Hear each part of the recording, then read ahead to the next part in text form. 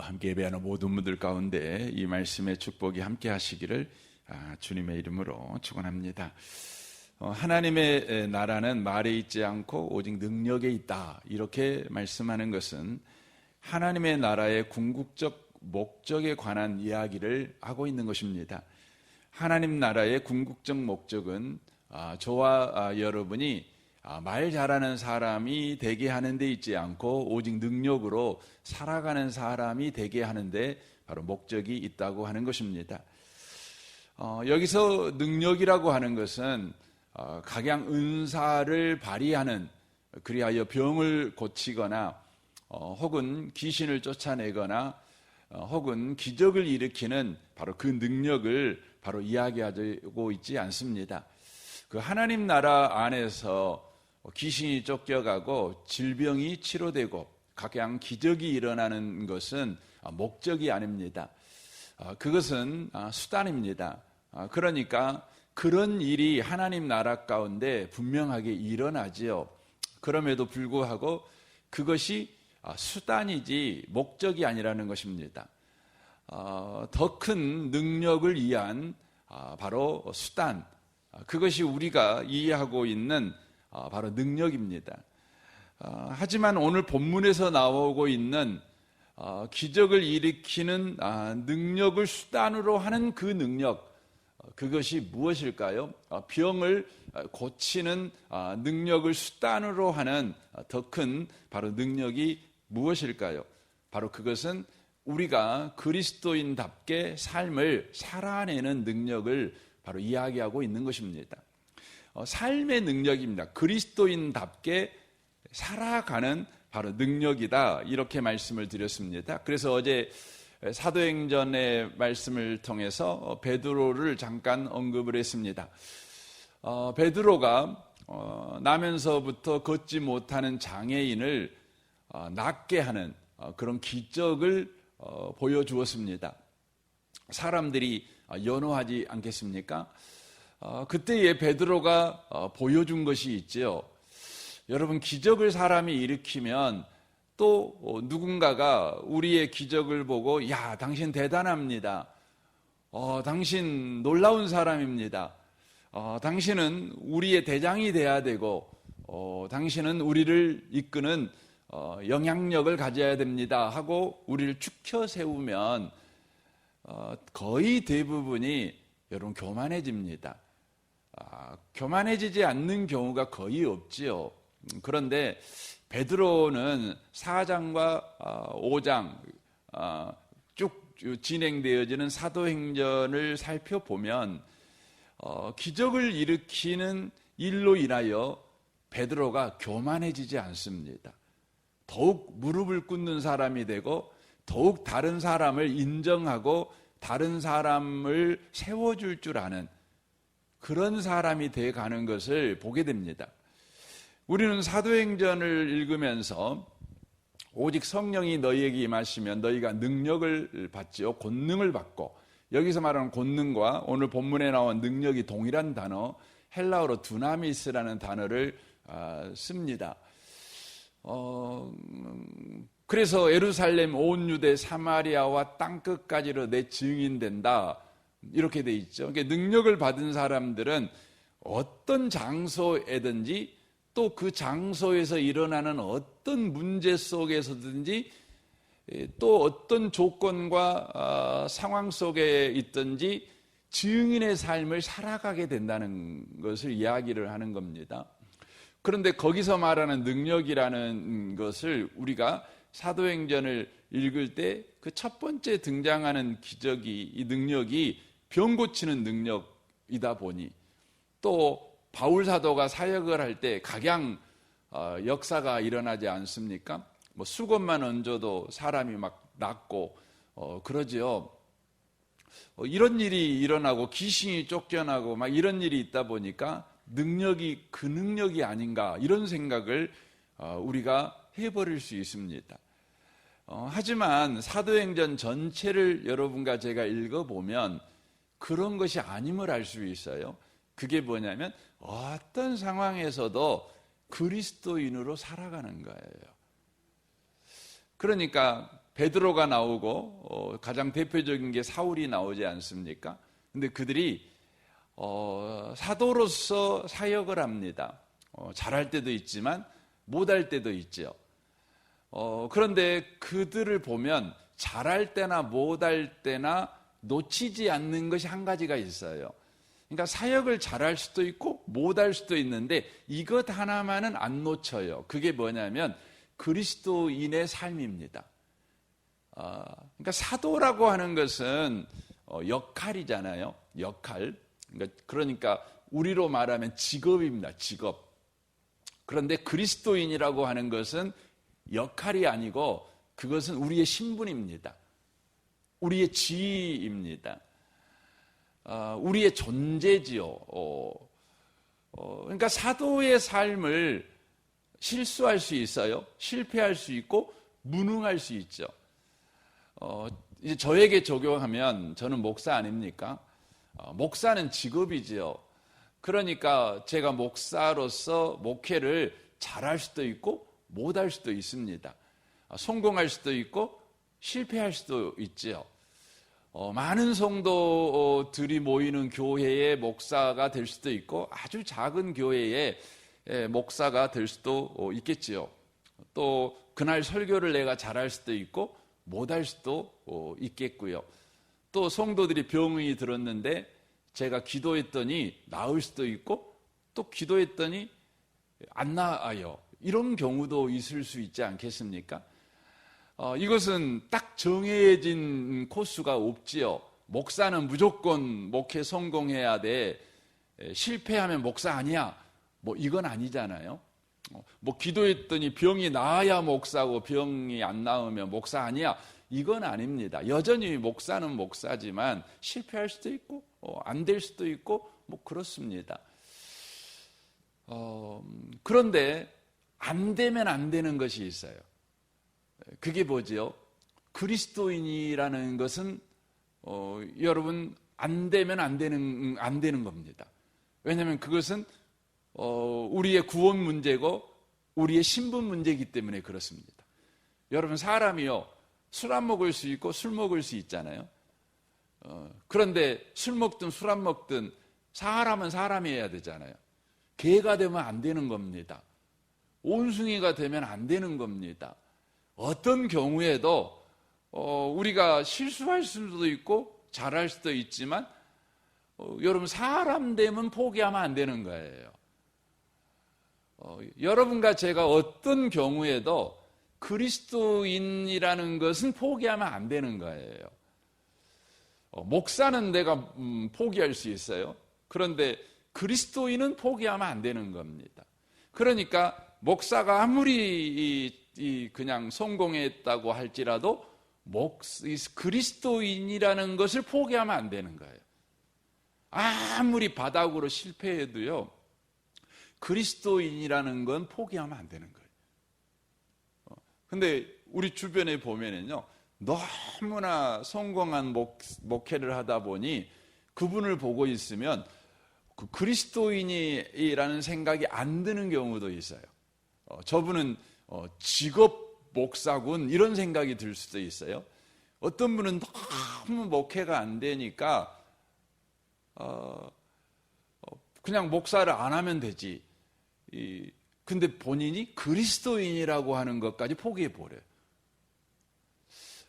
여러분 여기에 나와 있는 말이 있지 않고 능력이 있다. 하나님의 나라는 말이 있지 않고 능력이 있다. 이 말이 뭐냐면 그 어떤 경우에도 그리스도인으로 살아가는 것, 이게 바로 하나님 나라에 속한 바로 그리스도인의 능력이다.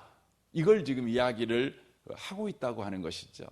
여러분 오늘 하루를 살아갈 때요, 여러분이 뭐 잘 살 수도 있고 못 살 수도 있고 실패할 수도 있고 성공할 수도 있고 뭐 좋은 환경을 만날 수도 있고 뭐 거친 환경을 만날 수도 있습니다.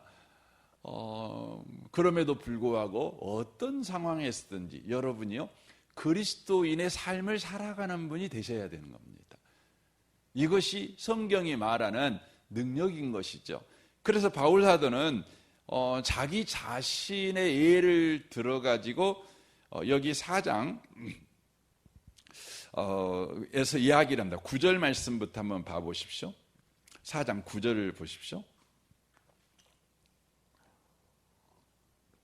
내가 생각하건대 하나님이 사도인 우리를 죽이기로 작정한 자 같이 끄트머리에 두셨음에 우리는 세계 곧 천사와 사람들에게 구경거리가 되었노라.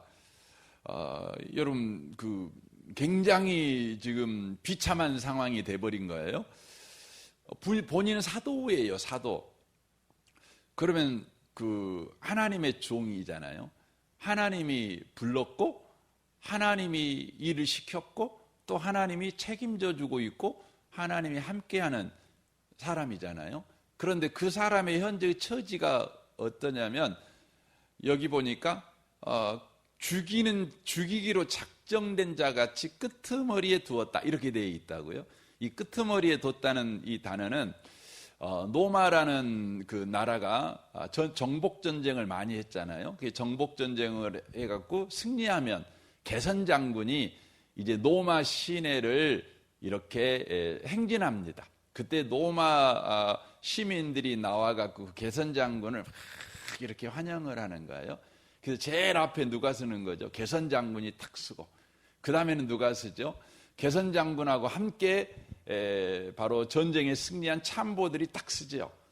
장교들이 딱 서죠. 그리고 그 뒤에 누가 서겠어요?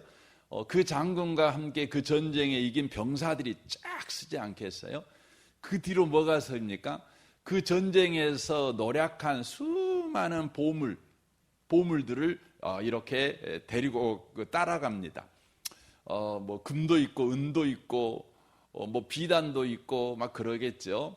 또 거기에 있는 특산물도 있고, 그리고 그 뒤에 뭐가 따라가냐면 또 그곳에서 잡아온 희귀한 동물들 막 이렇게 따라옵니다.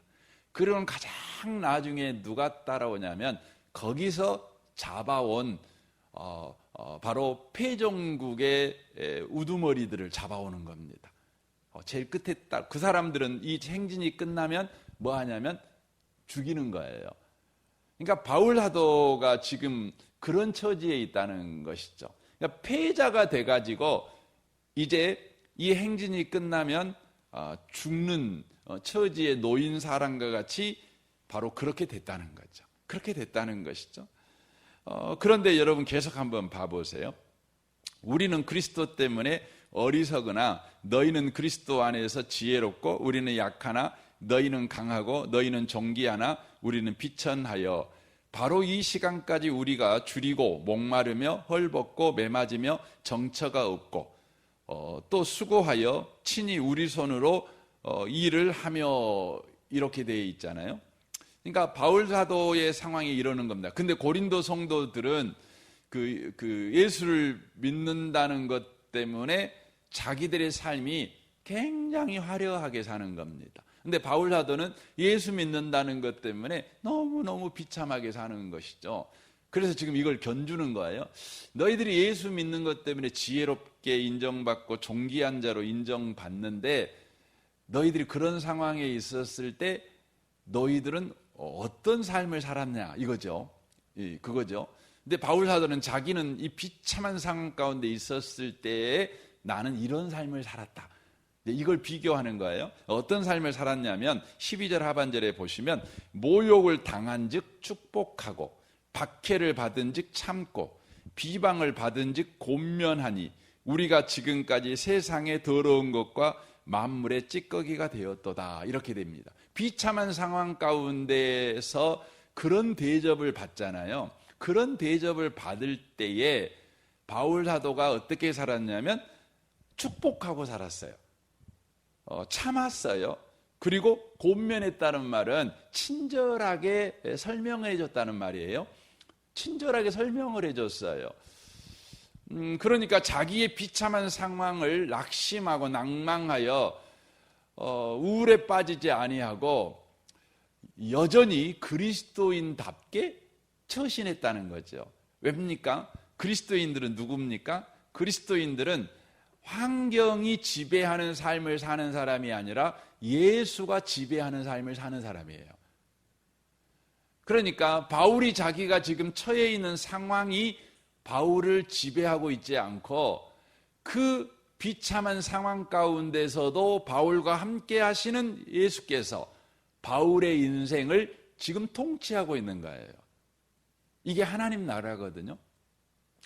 이것을 바울이 알아요. 이게 그리스도인이에요. 그러므로 바울은 하나님이 나를 통치하고 있는 신분 가운데 있다는 것을 놓치지 않고 그 신분에 걸맞는 행동을 하고 있는 거예요. 그러니까 상황에 걸맞는 행동을 하고 있는 것이 아니라, 처지에 걸맞는 행동을 하고 있는 것이 아니라 신분에 걸맞는 행동을 하고 있는 거예요. 그런데 고린도 성도들은 안 그랬어요. 고린도 성도들은 여기 10절에 나와 있는 것 같이 지혜롭고 강하고 존귀한 자가 되어서 대접을 받았어요. 그랬더니 오늘 본문 18절에 나와 있는 것 같이 그들은 어떻게 했어요? 어떤 이들은 내가 너에게 나아가지 아니할 것 같이 스스로 교만하여 이렇게 교만해졌어요. 그러니까 사람들이 와 대단해, 능력이 있어, 당신 없으면 일이 안 돼, 당신이 일하니까 이렇게 성공했어, 대단해요, 이렇게 막 해주니까 자기가 처해 있는 상황, 자기가 지금 누리고 있는 여러 형편, 이것의 지배를 받는 거예요. 신분의 지배를 받는 게 아니에요. 교만해진 거예요. 교만해진 거죠. 그래가지고 그 교만을 그들은 뭘로 표현했죠? 말로 표현했어요. 그러니까 교만한 말을 한 거죠. 그러니까 이제 그 교만해져 가지고 자기들은 이제 꼭대기에 있는 사람이에요. 여러분 성경에 보면 그 마귀가 이제 천사가 타락하잖아요.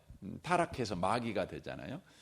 근데 천사가 타락해서 마귀가 되는 그 중요한 그 문제가 뭡니까? 그게 뭐냐면 자기가 왕 된 거죠. 그러니까 이 하늘과 땅에 나밖에 없는 거예요. 내가 왕인 거예요. 이게 이제 마귀 되는 것 아니겠습니까? 고린도 성도들이 그랬다는 거죠. 그래서 지금 바울 사도가 말하는 겁니다. 하나님의 나라는 말에 있지 않고 능력에 있다. 그러니까 하나님의 나라는 상황과 신분의 지배를 따라 살아가는 사람들이 아니라 바로 예수의 지배를 따라 살아가는, 신분에 걸맞는 삶을 살아가는 자다, 이렇게 이야기를 하는 겁니다.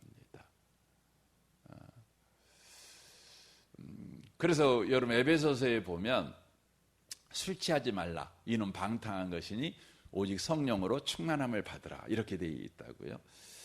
거기에 술 취함과 성령 충만을 대비해 놓고 있어요. 여러분 술 취하면 어떻게 되죠? 우리가 그러잖아요. 술 취하면 이게 이 사람이 개도 됐다가 원숭이도 됐다가 돼지도 됐다가 그런다는 거죠. 그러니까 술 취하면 이게 사람이 아니에요. 이게. 그러니까 분명히 멀쩡했는데, 그래서 우리가 흔히 이제 그 사람을 많이 봐줘서 그 사람 편을 때 하는 말이 뭐죠? 술 먹어서 그런다고. 술만 안 먹으면 이 사람은 정말 좋은 사람인데 술만 먹으면 저런다고. 그래 좀 봐주라고. 이제 술 깨면 괜찮을 거라고 이제 이러는 거죠. 거기에 대비돼서 성령 충만은 뭡니까? 여러분 성령의 충만하면은요, 성령 충만은 우리가 기독교에 대해서 오해하는 세상 사람들은 성령 충만하다, 그러면 갑자기 이 사람이 이상해진다는 생각을 해요. 그런데 성경이 말할 때 성령 충만의 결과가 뭐냐면 가장 인간다워져요. 가장 인간다워져요. 그걸 보여주는 게 창세기 2장이지 않습니까? 그 하나님께서 흙으로 사람을 만들었어요. 흙으로 사람을 탁 만들었다고요. 육체를 만들었죠. 그런데 거기에 하나님이 호흡을 불어넣으셔요.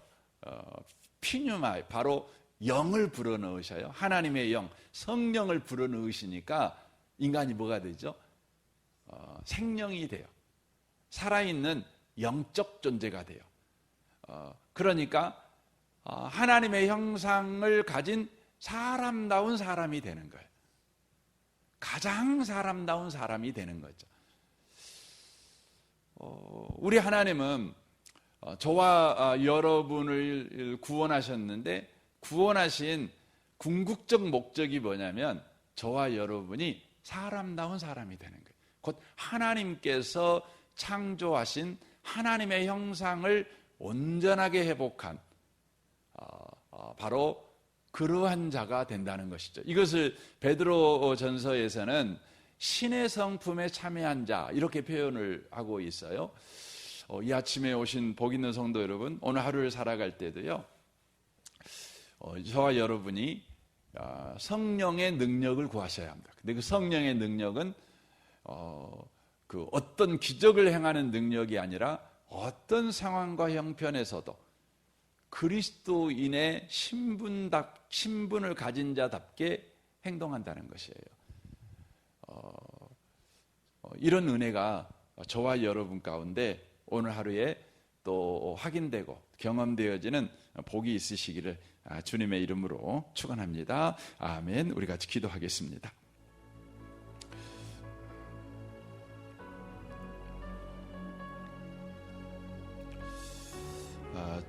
오늘 말씀을 통해서 주님 우리에게 오늘도 성령의 충만함을 허락하셔서 상황과 형편에 따라 반응하는 자가 아니라, 또 행동하는 자가 아니라, 또 감정을 쓰는 자가 아니라 오직 그리스도가 나를 지배하고 있다는 그 신분에 걸맞는 여전한 행동을 하는 능력으로 사는 우리가 되게 하여 주옵소서. 여러분 이 부분을 놓고 특별히 기도하시면 좋겠습니다. 오늘 수요일입니다. 예배를 통해서 또 우리의 마음을 만져주시는 주님을 경험하게 해주십시오. 예배가